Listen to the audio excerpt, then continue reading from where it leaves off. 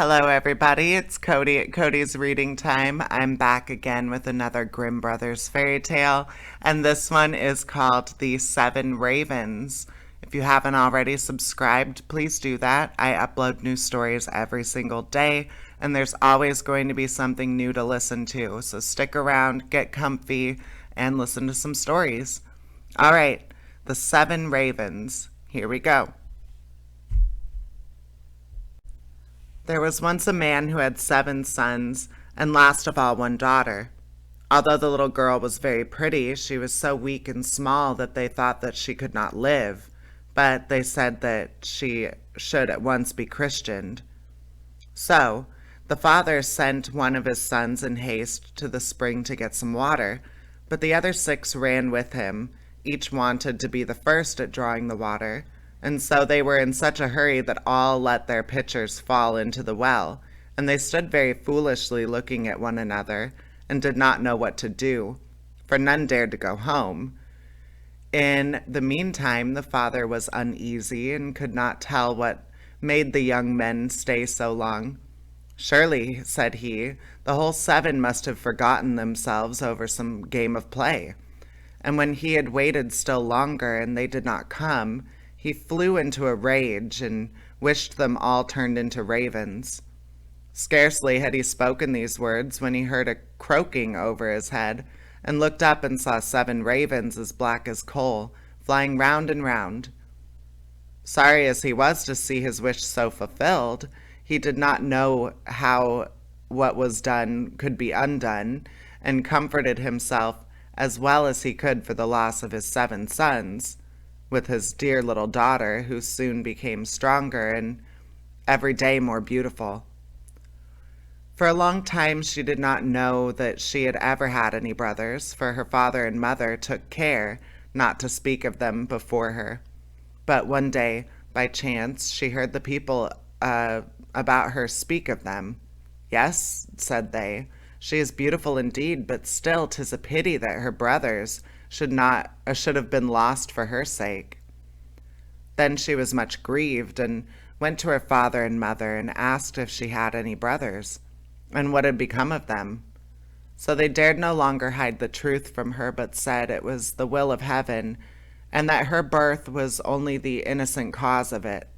But the little girl mourned sadly about it every day, and thought herself bound to do all she could to bring her brothers back.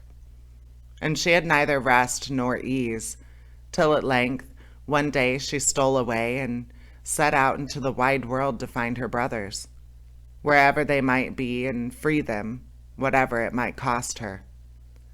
She took nothing with her but a little ring which her father and mother had given her, a loaf of bread in case she should be hungry, a little pitcher of water in case she should be thirsty, and a little stool to rest upon when she should be weary. Thus she went on, and journeyed until she came to the world's end. Then she came to the sun, but the sun looked much too hot and fiery, so she ran away quickly to the moon. But the moon was cold and chilly, and said, I smell flesh and blood this way. So she took herself away in a hurry, and came to the stars. And the stars were friendly and kind to her, and each star sat upon his own little stool. But the morning star rose up and gave her a little piece of wood, and said, If you have not this little piece of wood, you cannot unlock the castle that stands on the glass mountain, and there your brothers live.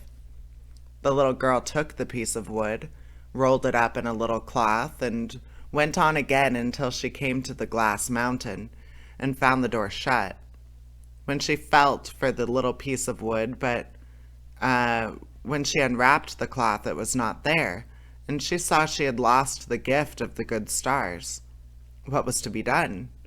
She wanted to save her brothers, and had no key of the castle of the glass mountain, so this faithful little sister took a knife out of her pocket, and cut off her little finger, that was just the size of the piece of wood that she had lost, and put it in the door, and opened it.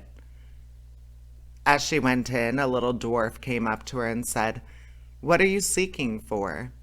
I seek for my brothers, the 7 ravens, answered she.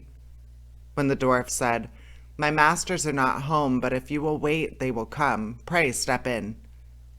Now the little dwarf was getting dinner ready, and he brought their food upon 7 little plates, and their drink in 7 little glasses, and set them upon the table.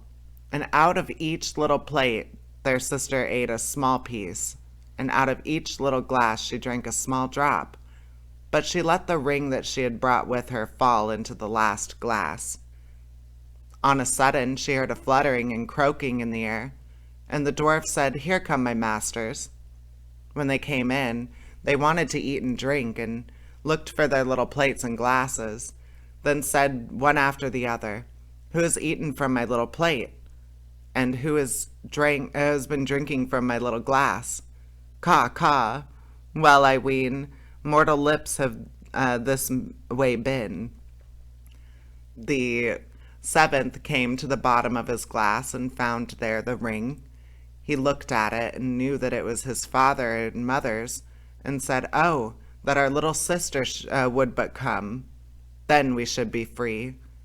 When the little girl heard this, for she stood behind the door all the time and listened, she ran forward, and in an instant all the ravens took their right form again, and all hugged and kissed each other, and went home merrily. Well, that was a nice ending. I hope you enjoyed that story. I'll be back again with another story out of the Grimm Brothers collection.